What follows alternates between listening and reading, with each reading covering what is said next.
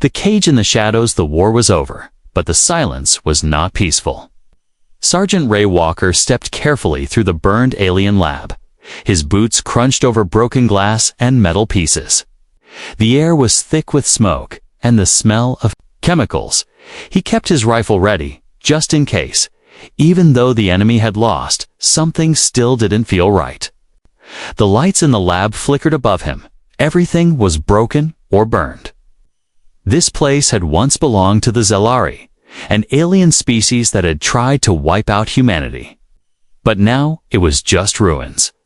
Ray was part of a cleanup team, checking for tech or traps left behind. He turned a corner and entered a dark hallway. It was too quiet. No sounds of machines, no voices, just the soft hum of energy from somewhere deep inside. Then he heard it, a soft sound. Like a whisper, he froze. "Help me."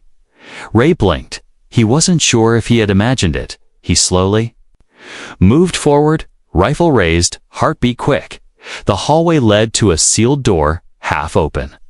Something was glowing inside, soft blue light. Ray stepped through the door, and what he saw made him lower his weapon. There was a cage in the center of the room. Not metal, but made of some kind of energy field. Inside it sat a small girl. Her skin was pale blue, her eyes large and shining, and strange marks ran along her arms. She looked no older than 10. She wasn't fully human, but she wasn't fully alien either. She looked at Ray with wide eyes, not scared, not angry, just tired. "Are you going to hurt me?" she asked in a soft voice. Ray took a slow breath. "No," he said gently. "What are you doing in there?" "I've been here a long time," she whispered. "They said I was broken." Ray looked around the room.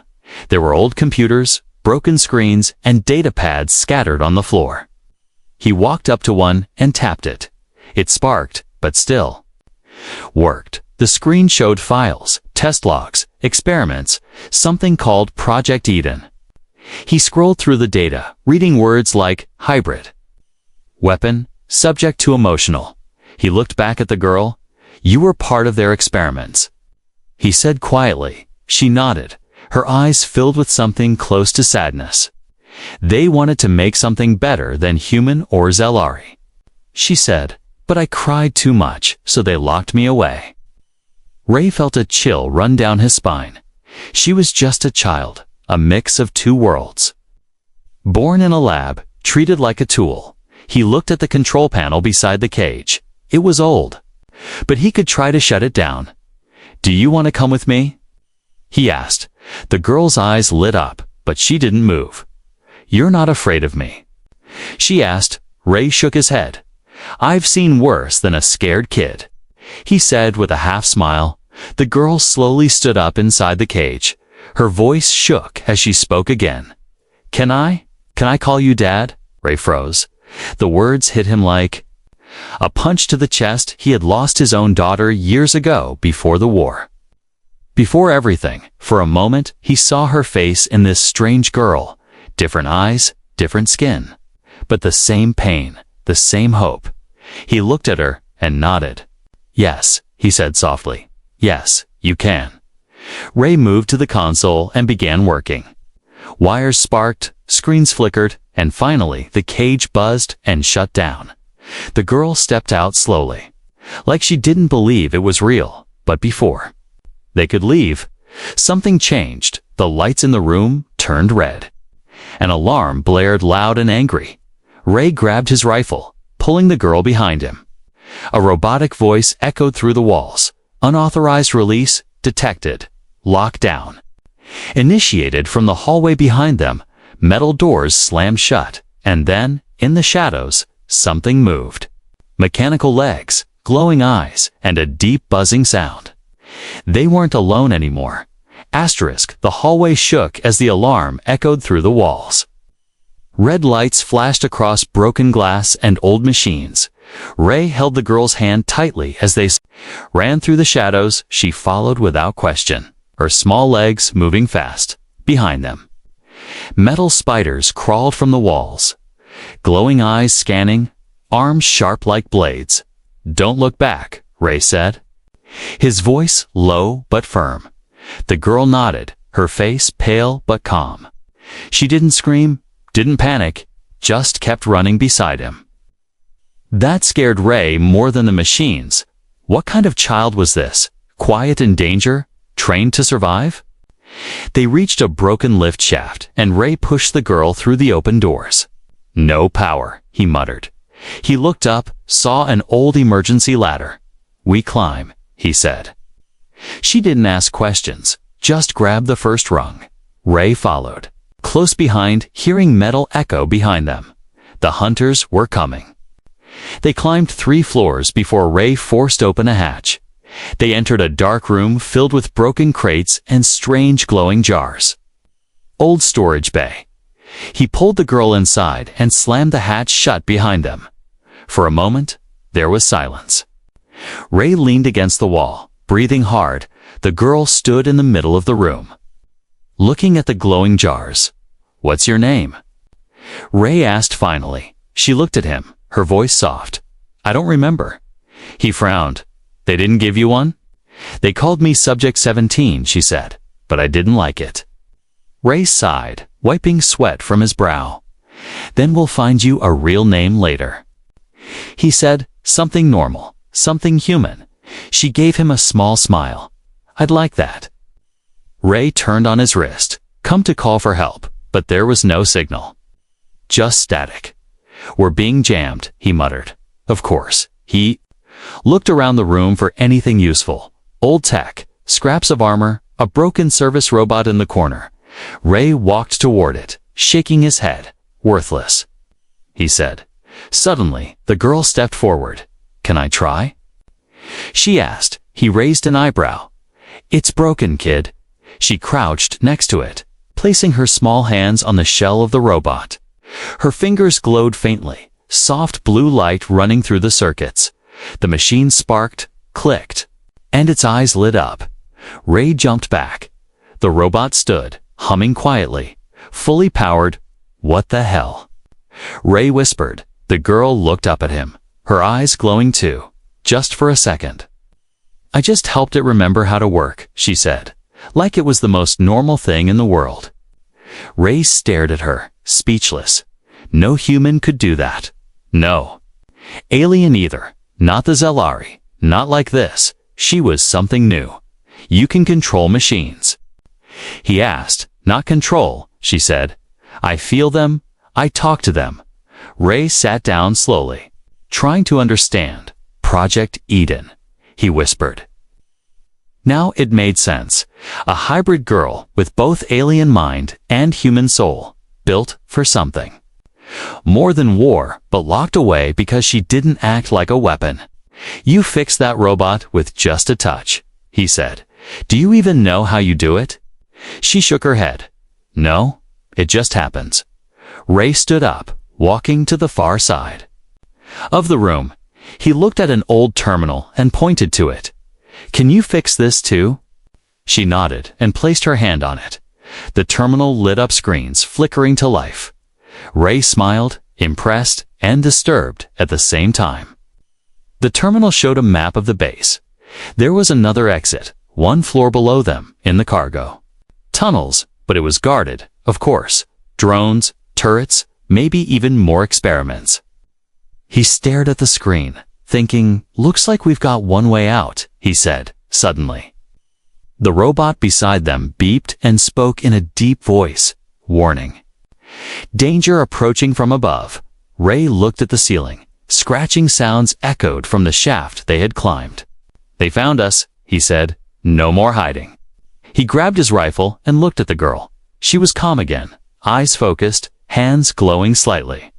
He didn't know what she was, child, alien, savior, or threat, but she had saved his life twice now, and that meant something. "You still want to come with me?" he asked. She nodded without fear. "I trust you," she said. "Even if you don't trust me yet?" Ray gave her a small nod. "Let's get out of here," as they moved toward the door. The girl paused. She looked at him and asked again, softly, "If I help you get out?" Will I still be allowed to call you Dad? Ray looked at her for a long moment. Then he smiled. Just a little. You already are, he said, behind them.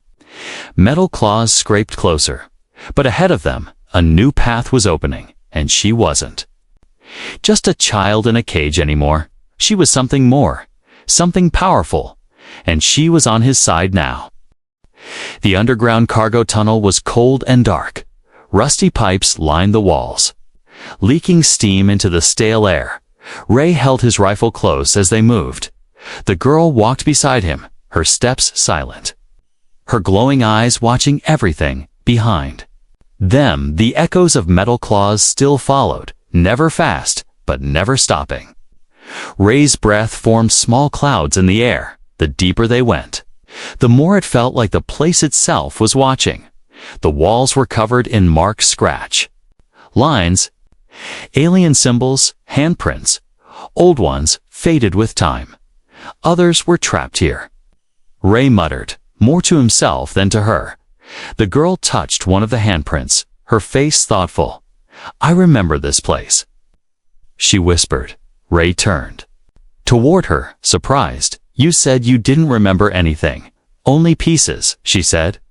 But this hallway feels sad. He wanted to say it was just a hallway, but he didn't, because he felt it too. They passed a large metal door, half open. Inside was a broken lab filled with smashed tanks and dried blood. Ray stepped inside carefully, scanning the room. The girl stayed by the door, watching silently. There were names on the wall, carved in by hand. Subject 12. Subject 13. Failure. One name was circled in red, scratched over and over again. Eden. Ray shivered. This wasn't just a lab. It was a prison. A place where they built weapons and then feared what they made. He opened a cabinet and found old files sealed in plastic. He scanned them quickly, his face growing darker with every page. Project Eden was shut down after Subject 17 refused orders. He read aloud, emotion unstable, unpredictable behavior, marked for disposal. He looked at the girl. She was still staring into the dark. Subject 17, he said quietly. That's you, isn't it? She didn't answer, but her hands trembled slightly. I wasn't what they wanted me to be, she said softly. They said I smiled too much, asked too many questions. Ray's jaw tightened.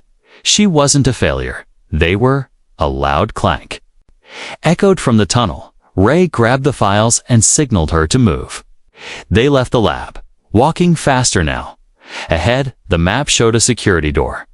If they could get through it, they could reach the hangar. But as they approached, something strange happened. The lights flickered, not red this time, but green. The girl stopped walking and grabbed Ray's arm. Something's coming, she whispered. From the shadows ahead, figures appeared, humanoid but wrong. Their skin was pale, their eyes empty. Faces twisted like masks. They didn't walk. They floated like smoke wrapped in flesh. Ray raised his rifle. What the hell are those? The girl looked terrified for the first time. They're not alive, she whispered. They're the ghosts. Ghosts. Ray asked, not understanding. They were like me, she said, before they broke. The creatures didn't speak, didn't scream. They just reached out with long, cold fingers. Ray fired bullets passed through their bodies like mist. They're not dying, he shouted. The girl stepped forward slowly, her eyes glowing brighter. She placed her hand on the wall beside her. The entire tunnel shook, light surged through the floor. The creatures stopped, twitching, frozen in place. She closed her eyes. And the lights pulsed again. And then, one by one, the ghosts faded away, gone. Like smoke blown away by wind, Ray stared at her. Stunned. What did you do? I remembered, she said quietly. They taught me how to shut them off, in case I ever turned into one. Ray didn't speak for a long moment. Then he placed his hand on her shoulder. You're not like them, he said. You saved me again. She looked up at him, her voice small, but I could be. No, he said firmly. Because you care, and that's what makes you human. The girl gave a small smile, and they kept moving. The security door was ahead, sealed tight, but the girl didn't need keys. She placed her hand on the panel and the door slid open. Behind it was the hangar, dark, but filled with broken ships and hidden exits. Ray stepped inside, scanning for danger. But they weren't alone. From above, a drone hovered down, small, silent, and watching. It projected a hologram of a cold, older face. A woman with white hair and sharp eyes. Sergeant Ray Walker, she said. You are in possession of classified property. Ray raised his weapon. She's not property. He growled. She's a child. The woman smiled coldly. She's a weapon, Sergeant, and she belongs to us. Ray took a step in front of the girl. Then you'll have to come through me. The hologram flickered, and more drones flew in from above. The girl grabbed Ray's hand and whispered, I can shut them down, but it will hurt. Ray looked at her. Do it, he said, and her eyes began to glow once more. The girl's hands lit with a strange, bright glow. The drones around them sparked in midair, twisting and dropping like dead birds. One by one, their lights faded, their wings shut down, and the hangar fell silent. Ray lowered his rifle slowly, staring at the broken machines on the floor. The girl's body wobbled, her legs weak. He caught her just in time before she collapsed. You okay? He asked, his voice soft but firm. She nodded faintly, her voice like a whisper. I didn't shut them off. I asked them to sleep. Ray didn't know what that meant. But he knew this. She wasn't just a science project. She was alive. And she was hurting. He carried her toward an old storage chamber near the edge of the hangar. Inside, it was dark and quiet, filled with dust and forgotten equipment. He laid her down gently and scanned the area for any medical kits. That's when he heard the sound soft coughing, coming from behind a pile of crates. Ray raised his weapon again. Show yourself, he said. A voice replied, shaky and weak. No need to shoot, soldier. From the shadows, an old man appeared. He wore a tattered lab coat, his face tired and pale. One of his arms was cybernetic, but half of it sparked and hung uselessly. Ray kept his finger on the trigger. Who are you? The old man raised his hands. Dr. Vorn Hale, he said. I was lead engineer on Project Eden. The girl stirred at the sound. Her eyes opened, and she sat up slowly. You were one of the voices, she said, her tone flat. Dr. Hale gave a sad nod. Yes, child, I helped create you. Ray stepped between them. You created her. He asked, you locked her in a cage? Dr. Hale looked ashamed. I did worse, he said. I helped design the whole project, a hybrid built from Zolari genes and enhanced human DNA. We didn't just want a weapon, we wanted the future. Ray's voice turned sharp. You built a child, then threw her away when she showed feelings. She wasn't supposed to feel, the doctor replied, his eyes filled with regret. But then she smiled at me one day, asked me why stars shine, and I knew we had done something wrong. The girl stared at him. You told them I was broken. Dr. Hale looked down. I told them you were too human. I wanted to protect you. But they said we couldn't afford mistakes. I tried to fake your deletion. From the records, but they found out. Ray lowered his weapon slightly. What happened to the others? There were 17 before her, the doctor said. Most didn't survive past the first week. She was the only one who lived, who learned, who dreamed. The girl stood up now, her legs steadier. Why did they hurt me? She asked. I just wanted to talk, to learn, to be good. Dr. Hale's eyes filled with tears because they were afraid of what they didn't understand. You weren't a weapon to me. You were hope. Ray turned to the girl. You okay? She looked at him and nodded. I don't remember everything, but I remember enough. I wasn't just locked away. she said quietly. I was erased, suddenly. The hangar lights flickered again. Dr. Hale checked a panel on the wall and frowned. They've activated the failsafe, he said. Self-destruct to make sure no one leaves with her. Ray cursed under his breath. How long? 10 minutes, the doctor said. But we have a ship old, but functional. Hidden behind the cargo doors, Ray looked at the girl. We're getting out of here, he said. All of us. Dr. Hale shook his head. I'll help. You launch, but I can't leave. My ID is the only thing keeping the hangar door open. When you're gone, I'll close it from here. The girl stepped forward. But you said you wanted to protect me. He smiled gently. And now, I finally can. Ray didn't like it, but there wasn't time to argue. They raced toward the cargo ship Dusty, old but still holding together. Ray powered up the systems while the girl sat quietly, staring. Out the window at the stars, she whispered, I don't feel like a monster anymore. You're not, Ray said without hesitation. You're just a kid who deserves to live. The engines roared to life as they lifted off. The hangar doors began to shut behind them. Dr. Hale gave a final salute through the screen. Then the signal cut outside. The base vanished in a ball of light. The girl closed her eyes, one tear falling. I hope he finds peace, she said. Ray nodded. So do I. And ahead of them, the stars waited. So did more danger and more secrets. But for now, she was free, and she wasn't alone anymore. The stars moved slowly across the cockpit window. Ray sat in the pilot's chair, hands steady on the controls. The hum of the engine was rough but working. They were flying, not fast. It's not far yet, but they were free. Behind him, the girl sat, curled up on a blanket near a small screen. She watched the glowing stars like they were alive. It was her first time seeing space through a window. Her first time seeing anything without bars between her and the world. Ray glanced back at her. She looked calm, but he knew her mind was full of thoughts. So was his.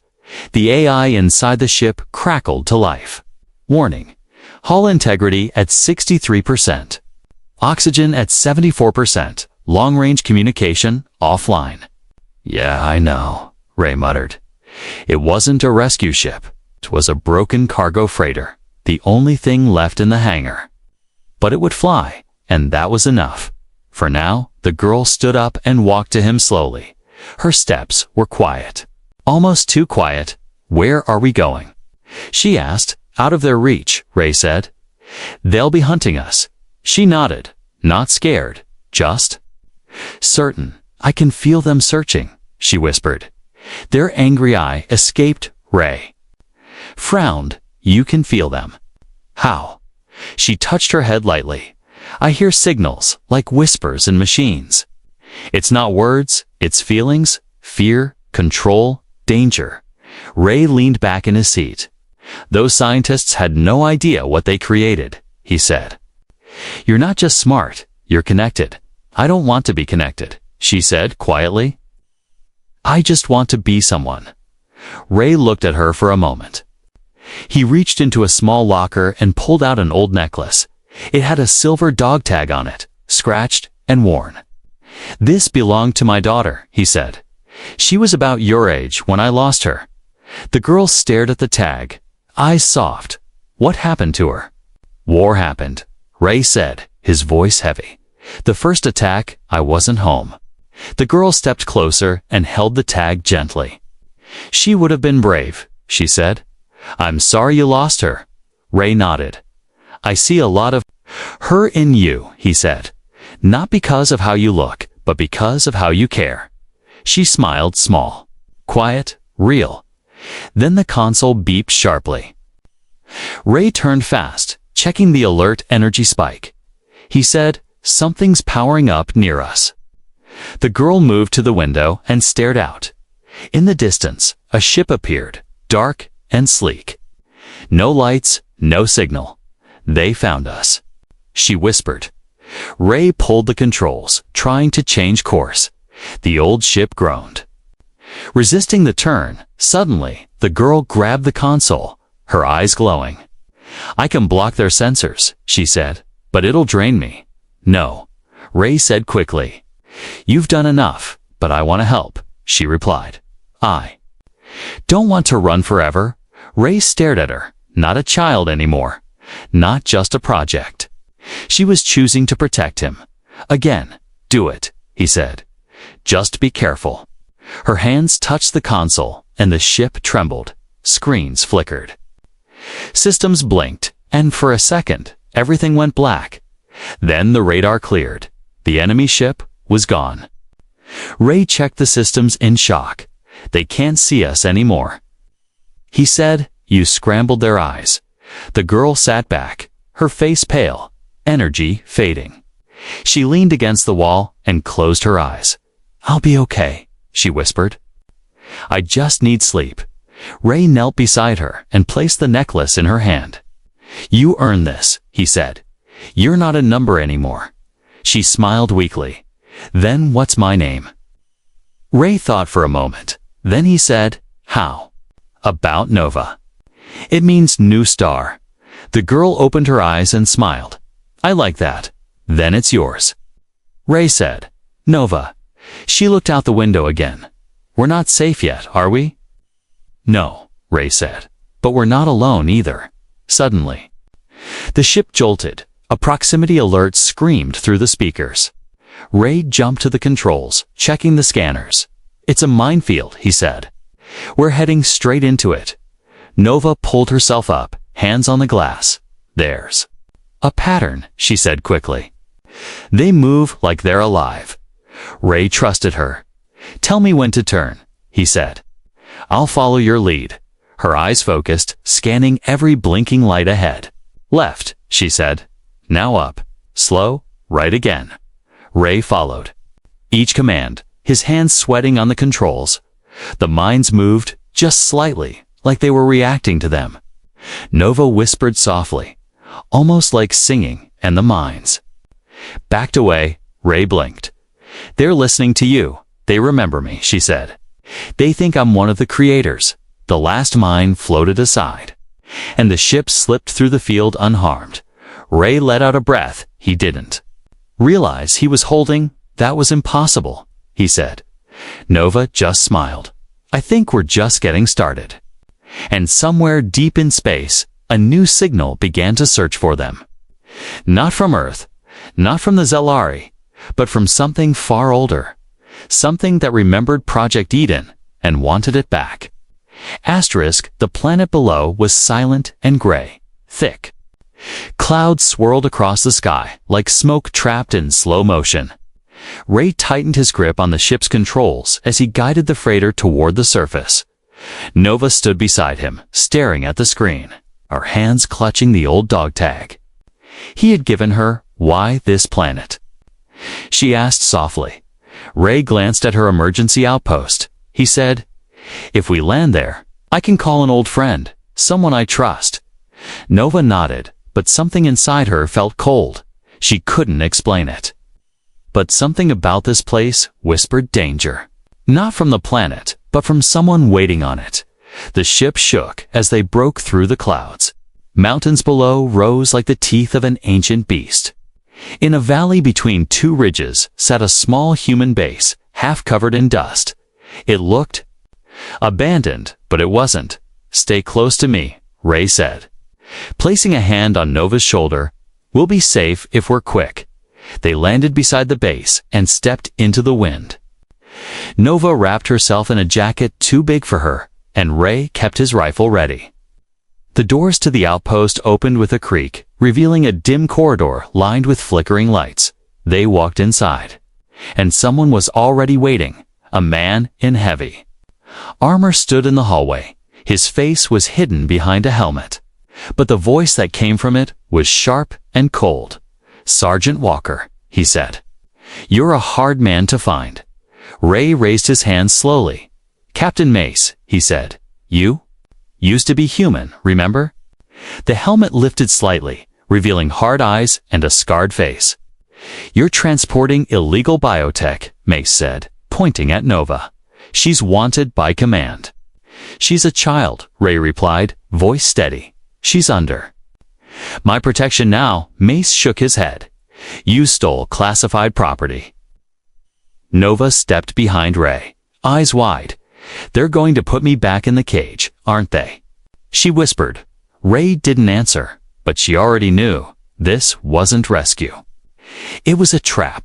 Mace motioned, and 4 soldiers stepped out of the shadows, weapons ready. Ray looked at each of them, his old squad, the ones he had fought beside. Now pointing guns at him, one of the soldiers hesitated. "Sir, with all due respect." "She looks like a kid." "She's not a kid," Mace growled. "She's a threat." Nova stepped forward slowly. "I don't want to hurt anyone," she said, "but I won't go back." Ray stood beside her. "She's more human than most of us," he said. "If you can't see that, then I don't know what we're fighting for anymore." Mace raised his gun. "Last chance, Walker." Ray didn't move. Nova closed her eyes. And the lights in the hallway began to flicker. The air changed heavier. Colder. A low hum started to rise, vibrating through the walls. Mace aimed at her head. Nova opened her eyes, and they were glowing silver now. Not blue, not human, not Solari. Something new. A wave of force exploded from her body. The walls cracked, lights shattered, and the soldiers were thrown backward like toys. Mace crashed into a pillar, groaning in pain. Nova dropped to her knees, breathing hard. "I didn't want to," she said, "but I won't let them take me." Ray rushed to her side and pulled her close. "It's okay," he said. "You did what you had to." Footsteps echoed again. One soldier was still standing, the one who had hesitated. He looked at Nova, then at Ray. "I didn't sign up for this," he said quietly. Then he turned and walked away, leaving them alone. Ray lifted Nova into his arms. "We need to move," he said. "They'll send more." They ran deeper into the base, through old tunnels and broken doors, until they found a hidden hangar. Inside was a scout ship, small, fast, perfect for a quick escape. Nova rested in the corner, weak but alert. She looked at Ray and whispered, "I lost control." "You didn't," Ray replied. "You chose to fight back." She looked down at her glowing hands. "I'm changing," she said, more and more each time. Ray didn't know what to say. He could see it, her power growing, her mind shifting. Still her, but something ancient waking up inside her. He started the ship and lifted off. Behind them, the base went dark. Far above, the stars were watching again. Nova stared into them. "Do you think I'll stay like this?" she asked. "Or will I become something else?" Ray looked at her. "You'll become what you choose to be," he said, "and I'll be with you no matter what, but far away in the cold silence between galaxies." Something had noticed her, something old and not human. It remembered Project Eden, and it had just begun to wake up. The scout ship floated in silence between the stars. Ray sat in the pilot's seat. Hands resting on the controls, Nova lay curled in a blanket near the window. Eyes open but quiet. They hadn't spoken in a while. But not because of anger. Some silences are heavy because they mean something. Outside, space looked peaceful. But Ray knew peace never lasted long. They were running again, and he didn't even know from who anymore. Nova's powers were growing. She was no longer just the girl from the cage. She was stronger, faster, and sometimes even distant, like her mind was hearing something Ray couldn't hear. He looked back at her. "How are you feeling?" he asked. She blinked slowly, then sat up. "Different," she said, "like I'm still me. But also not." Ray stood and walked to her side. "I know it's scary," he said, "but you've come this far." Nova looked up at him. "Back on that planet," she said, "when they pointed guns at me, I didn't feel scared. I felt calm." Ray nodded. "You protected yourself." She shook her head. "No, That wasn't me. Not really. Something else took over. Something older. Ray didn't understand everything, but he saw the fear in her eyes. Not fear of enemies, but of herself. Before he could respond, the ship shook violently. Alarms blared. Screens flickered red. Impact alert. The AI announced, unknown. Gravitational force detected. Nova stood, holding the edge of the console. There's something out there, she said, her voice low. Something calling me. Ray looked at the radar. Nothing visible. No ship, no signal. But the pull was real. The stars outside twisted like glass. And suddenly, a massive structure appeared. A station, ancient and floating in the dark. It wasn't built by humans or Zalari. It looked grown, like metal. Had evolved into bone, the ship was no longer in Ray's control. It was being pulled in, slowly but gently, like being invited. Nova whispered, "They know me." The ship docked with a soft hiss. Ray readied his weapon, but Nova stepped forward. Calmly. "I have to go inside," she said. "They won't hurt us." Ray hesitated. "Nova, you don't know what's in there." "I think I do," she said, and her eyes were glowing again. Not bright, but warm, they stepped into the station, inside. There was no gravity, yet they floated without effort. The walls pulsed with soft, cup blue light, like veins under skin. Voices filled the air, not words, but emotions, memories, sadness, longing, hope. Nova reached out and touched the wall. And the lights responded, forming shapes, glowing images. Children like her, hundreds of them, floating in tanks, sleeping forever. Ray's breath caught in his throat. "These were the originals," he said. "The ones before you." Nova nodded. "They weren't failures," she said. "They were seeds." From the floor, a figure rose, not alive. Not dead, a memory in metal, shaped like a woman with silver skin and empty eyes. "You are the last," the figure said to Nova. "You carry our final code, the fusion of creation and choice." Ray stepped in front of Nova. "What do you want from her?" he demanded. The figure looked at him without blinking. "We want nothing," it said. "We only watch. She is not ours now. She has chosen her path." Nova stepped forward. "Then why did you call me?" "To show you who you were," the voice said, "and to ask who you want to be." The walls shifted again. Showing her past, the cage, the fear, the tears. Then they showed her future, hundreds of stars and others like her waking, not weapons. But protectors, not tools, but daughters and sons. Ray placed his hand on her shoulder. "You don't have to be any of that," he said. "You're already enough." Nova looked at the images, then back at Ray. "I want to help them," she said. "But I don't want to lose who I am."